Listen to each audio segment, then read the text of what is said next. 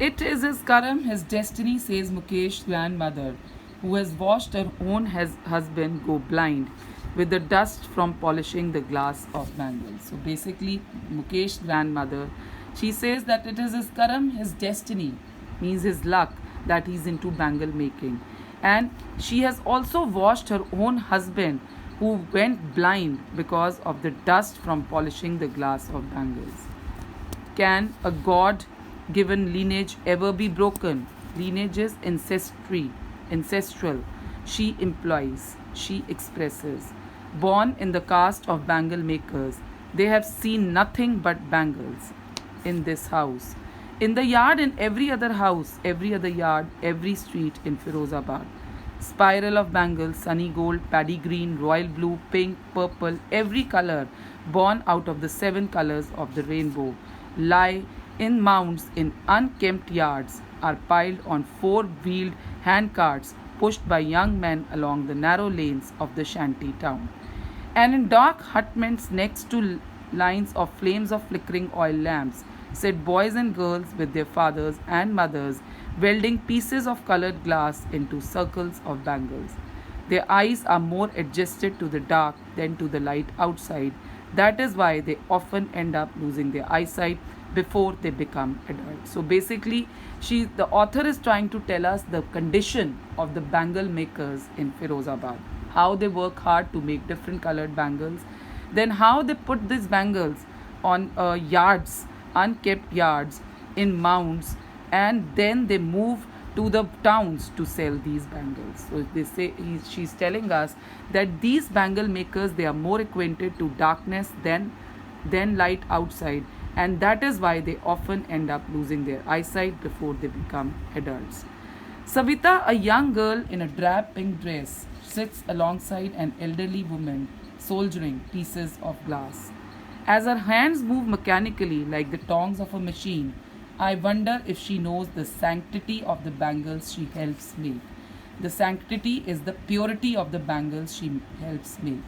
It symbolizes an Indian woman's suhag, that you also know, auspiciousness in marriage.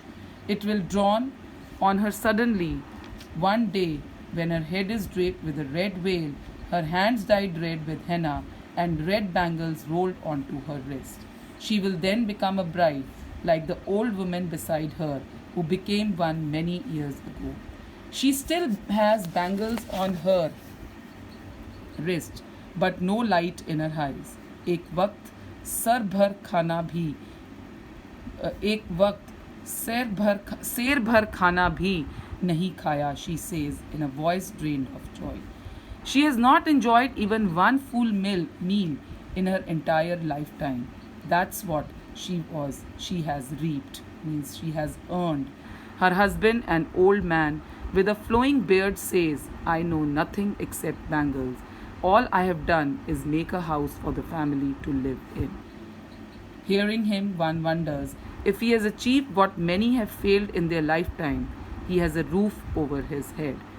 The cry of not having money to do anything except carry on the business of making bangles, not even enough to eat, rings in every home. The young men echo the lament of their elders. Little has moved with time, it seems, in Firozabad.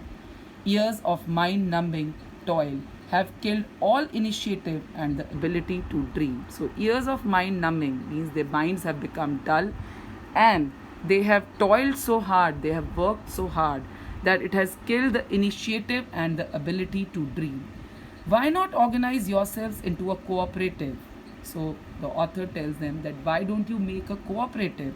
I ask a group of young men who have fallen into the vicious circle, into the vicious means never ending circle of middlemen who trap their fathers and forefathers. Even if we get organized, we are the ones who will be hauled up by the police, beaten and dragged to jail for doing something illegal, they say. So they say that we cannot do anything which is illegal, because otherwise police will drag us to jail for doing something illegal. They say there is no leader among them, no one who could help them see things differently. Their fathers are as tired as they are. They talk endlessly in a spiral, that moves from poverty to apathy, to greed and to injustice. So they say, the people who are making bangles, they say that we do not have anybody who can be our master, who can guide us to be different, because our forefathers are already tired and so we are. So they say they talk endlessly in a spiral. In a spiral means in a circle, and that moves from poverty to apathy. What do you mean by apathy? Apathy is indifference, and to greed and then to injustice. Listening to them, I see two distinct worlds, one of the family caught in a web of poverty, burdened. So two different worlds author can see, one which is caught in the web of poverty and by the stigma of caste in which they are born, and other a vicious circle of sahukars, the middlemen, the policemen, the keepers of law, the bureaucrats, and the politicians. So he says that I can see people suffering in two ways. One, they are caught in the vicious circle of poverty, and next, they are also caught in the vicious circle of middlemen, sahukars, policemen, keepers of law, bureaucrats, and politicians who exploit these poverty stricken people. Together, they have imposed the baggage on the child that he cannot put down. Before he is aware, he accepts it as naturally as his father. To do anything else would mean to dare, and daring is not part of his growing up. So he says that to do something different would be like daring to do something different, but daring is not part of their growing up.